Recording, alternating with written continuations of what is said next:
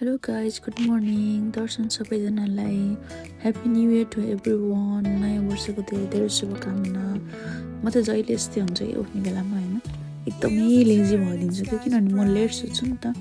Like 4 AM म सुत्छु भने म उठ्छु चाहिँ 7:30 लाइक 8 समथिङ लाइक यस्तैमा क्या. अनि त्यसपछि जसो तसो गरेर उठेँ होइन. अनि त्यसपछि यसो गरेर फेरि हजुरहरूलाई गुड मर्निङ भने. अनि उठिसकेपछि चाहिँ मैले आइप्याडमा चाहिँ फर्स्टमा सङ प्ले गर्न लागेँ क्या. सङ प्ले नगरिकन चाहिँ मलाई केही गर्न मन लाग्दैन. सो त्यसपछि मैले सङ प्ले गरेँ. अनि त्यसपछि अब बेड मिलाउनुतिर लाग्नु पऱ्यो होइन. अफकोर्स अब छोरी मान्छे भएपछि उठिसकेपछि फर्स्टमा मिलाउने भनेको आफ्नो बेड हो क्या होइन. अनि म चाहिँ जतिखेर मलाई फेरि अर्को के छ भने ओसिडीको प्रब्लम छ. So like H and everything like टाइममा हुनु पऱ्यो. अनि सबै कुराहरू ठाउँमै हुनु पऱ्यो होइन. अलिकति डस्टले पनि मलाई अलिकति एलर्जी बनाइदिन्छ क्या. सो त्यो चाहिँ मैले सबै कुराहरू मिलाएर राख्छु होइन. अनि बेड मिलाउँदै सोचिरहेको थिएँ आजको दिन कसरी कटाउने होला मैले भनेर सोचिरहेको थिएँ. आज त्यति काम पनि थिएन नि त. मेरो पेसेन्ट अलिकति रिकभर भइरहेको थियो. सो त्यही भएर मलाई त्यति प्रेसर थिएन आज. त्यसपछि चट्ट चस्मा लगाएँ. अनि फेरि वान अफ माई प्रेसियस पर्सनको मैले प्लेस लिएँ. हेभ अ ग्रेट डे भने मिररमा गएँ. आज न्यु इयर थियो सो हल्का डान्स गरे जस्तो गरेँ. आज एकदम खुसी थिएँ कि त्यति काम थिएन नि त. अलिक फ्री नै थिएँ म. सो त्यसपछि अब जानु पऱ्यो फेरि एकचोटि नाच्नलाई भनेर नाचेँ होइन. खुसी थिएँ आज म. अनि अब गर्नु पऱ्यो फेस वास नगरिकन त कहाँ आँखा खोल्नु र भगवान्. यस्तो लाग्छ कि मेरो आँखामा यो फेभिकल ग्लु ल्याएर टाँस्दै कस्तो लाग्छ है. आँखा खोल्नै सक्दैन भनेको त्यो निन्द्रा कम्प्लिट नभएर होला होइन.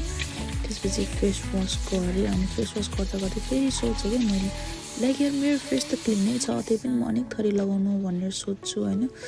अनि त्यसपछि म चाहिँ टावल युज गर्दिनँ कि मेरो फेस ड्राई गर्नलाई टिस्यु युज गर्छु. अब ब्रस त गर्नै पऱ्यो. ब्रस नगरिकन त फेरि कहाँबाट दाँत चम्किएर बनाउनु त होइन. अनि अब ब्रस गर्नै पऱ्यो.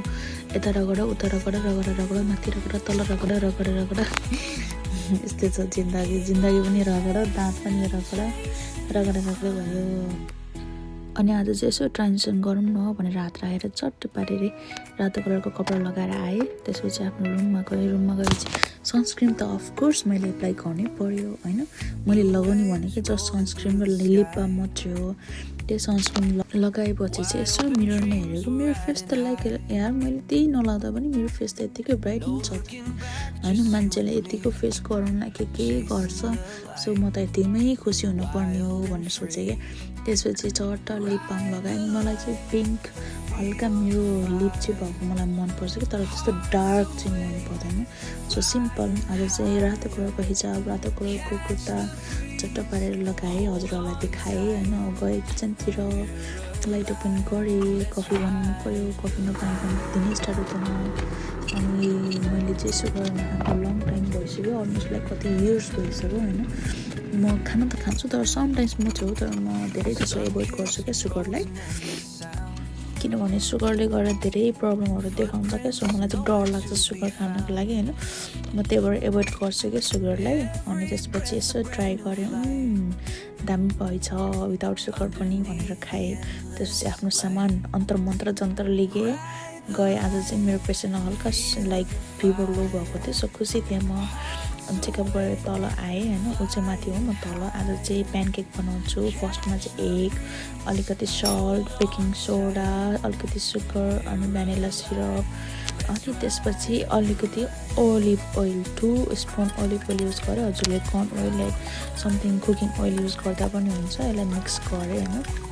मान्छेहरूले चाहिँ प्यानकेक बनाउँदाखेरि चाहिँ यो सामानहरू हालेको बेलामै मिल्क हाल्छ क्या. म चाहिँ मिल्क चाहिँ लास्टमा हाल्छु.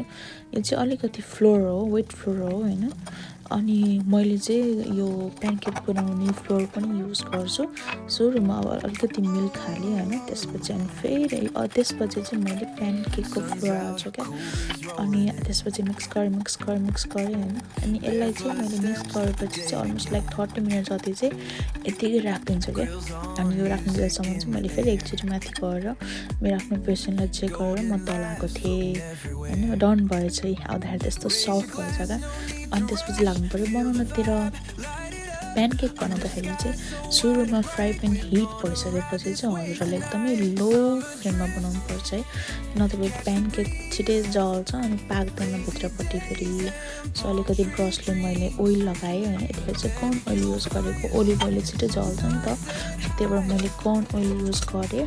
अब हेर्दै जाने हजुरहरू, यो प्यानकेकलाई चाहिँ यो हालिसकेपछि चाहिँ यताउति चलाउने गर्नु हुँदैन है, यसलाई जब यो माथिबाट बबल्स हुँदै ड्राई हुँदै आउँछ नि, अनि सो त्यसपछि तलपट्टि यो ब्राउन कलरको कलर आउँछ क्या, मान्छेलाई चाहिँ डार्क ब्राउन मनपर्छ, मलाई चाहिँ हल्का मात्रै ब्राउन, यतिको चाहिँ मेरो लागि ठिक हो क्या, पर्फेक्ट हुनु त कस्तो राम्रो कलर आयो हो, मलाई चाहिँ यतिको मनपर्छ मेरो प्यानकेक है।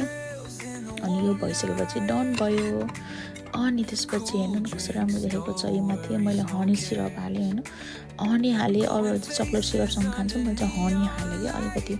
अनि त्यसपछि टडा रेडी भयो। आज चाहिँ खाँदाखेरिको भिडियो बनाउनु पाएन, मेरो पेसेन्टको फ्यामिली आएको भएर चाहिँ म बिजी भएको थिएँ क्या, अनि सो त्यही भएर खाँदा नि बिचमा छोडेर गएको थिएँ।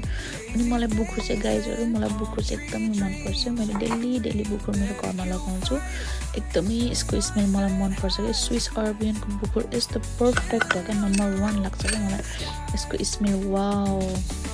त्यसपछि चट्ट पारेर मैले टिभी रुममा लिएर गएँ, त्यसपछि आफ्नो रुममा लिएर गएँ, अनि मेरो आज अनलाइन क्लास थियो, अनलाइन क्लासमा बस्छ, यसरी नै मेरो दिन गयो। Thank you for watching my many vlogs guys, love you all guys, thank you for supporting me, god bless you, stay healthy guys, bye by.